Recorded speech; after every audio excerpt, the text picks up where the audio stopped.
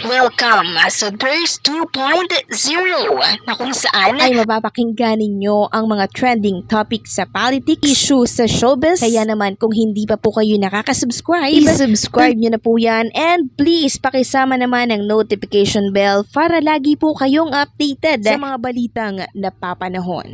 So ayun, welcome back again to our YouTube channel mga Kadabarkads. At for today's video nga po, medyo matindi ang ating mga pag-uusapan dito po sa update nating ito. At unahin nating pag-usapan nga itong naging post ng TVJ sa kanilang Facebook page. Sabi dito, on Friday we wear something with red.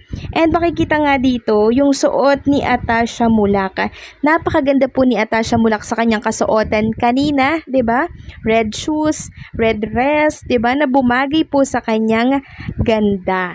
So magaganda naman itong mga queens natin, pero yung ganda talaga ni Atasha Mulak yung nangibabaw po kanina dyan sa Itbulaga. At oo nga po pala mga Kadabarkads, meron pong announcement si Tito Soto kanina dyan po sa Itbulaga. Bukod po sa abangan yung birthday celebration ni Boss Joey De Leon bukas, ay meron pa pong inanunsyo si Tito Soto na dapat daw nating abangan itong Bulaga Olympics. Magkakaroon po ng Bulaga Olympics bukas na kung saan ay gustong-gusto ng marami. Kaya naman 11:30 AM pa lamang po mga Kadabarkads. Nako, i-open nyo na po yung inyong mga telebisyon para tumutok dito po sa Itbulaga. Okay? Kasi ang daming hinanda po ng TVJ and the mga Dabarkads para po sa ating lahat. Ginawa po nilang extra special ang Sabadong yon para bukas. Samantalang narito naman ang post ng Kapatid Insider tungkol po ito sa malaking collaboration na mangyayari, no? Sabi dito, is the iconic and longest running Kapamilya drama anthology coming back to Free TV?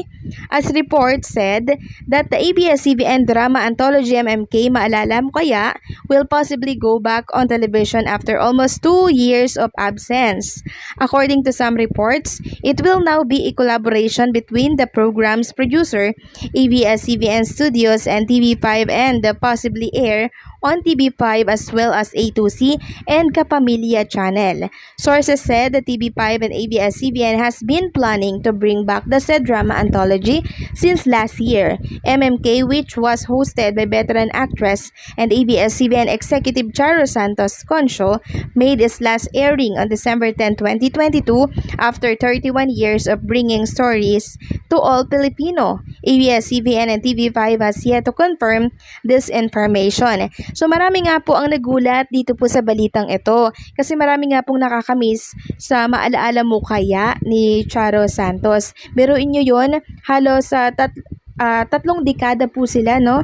Tapos tinapos lamang noong December 2022. So sino hindi makakamiss ng naturang programa? Kasi nakaka-relate dito yung ilang mga Pilipino sa kwento po na dala-dala ng naturang programa na kung saan ay pinangungunahan po nitong si Ma'am Charo Santos. And marami nga po ang natuwa nang mabasa nila ang tungkol dito na magkakaroon di umano ng malaking collaboration ang TV5 and syempre ang ABS-CBN para magsanib pwersa po sila para ponduhan po ang naturang programa at muling buhayin itong longest running Kapamilya drama anthology na Maalaala Mo Kaya. And ipapalabas po ito sa TV5 and syempre sa A2C and Kapamilya Channel. So bale, tatlo po ang channel na pag-i-aira nito. So magiging maganda, no? Magiging maganda po possible ang ratings sa makukuha po ng Maalaala Mo Kaya. Kasi itong programang ito, talagang ito po yung minahal at tinututukan po ng maraming Pilipino nung time na hindi pa po sila nagpapaalam. So halos 2 years din na nawala po itong sa ere, itong Maalaala Mo Kaya. And we're hoping na matuloy po itong kolaborasyon ng TV5 and ng ABS-CBN.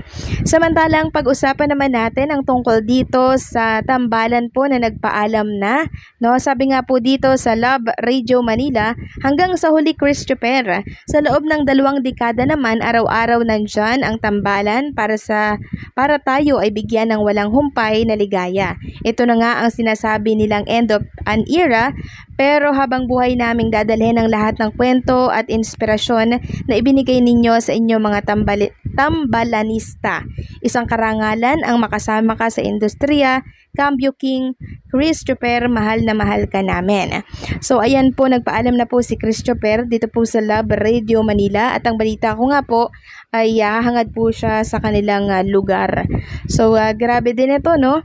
Halos ilang dekada din, 2 dekada din, tapos ayun, nagpaalam na din po dito sa Love Radio Manila. So marami pong nalungkot dito sa pagpapaalam po ni Christopher sa Love Radio Manila. Kasi sabi nila wala na daw magpapatawa sa kanila every morning. So yun po talaga yun eh. Talagang wala pong forever. Kaya hantong at hantong po ang lahat sa ganito. 'Di ba? Kaya nga sabi ko, bawat oras hanggat nandiyan pa po sila, enjoy natin. 'Di ba? Kasi hindi natin alam kung hanggang kailan sila magtatagal dito sa industriya po, 'di ba? Kasi magbabago at magbabago po yung path nila eh, yung career na tinatawag. Magkakaroon ng pagsawa, 'di ba? Ganun pa man sobra-sobra na po itong 2 dekada, 'di ba? Na ginugol nila sa atin para tayo ay mapasaya. Samantalang pag-usapan naman natin ang tungkol dito sa Tape Incorporated, na kung saan ay napapabalita nga po na magbabalik ang kanilang programa, at meron nga po tayong nasagap mula po sa ilang tape depender na vlogger na kung saan parang hindi naman po pala sa GMA po magbabalik itong programa po ng Tape Incorporated, kundi parang sa Channel 13. Channel 13, ano ba yung Channel 13? Doon daw magbabalik itong programa po ng Tape Incorporated, at hindi ko alam kung noontime show pa ba ito or morning show or afternoon show. Kasi maganda po ang samahan ng It's Showtime dito po sa GMA Network. Nagbibigay ito ng mataas na ratings, maganda rin naman yung performance nila, 'di ba? So hindi po yan ililigwak possible ng GMA Network.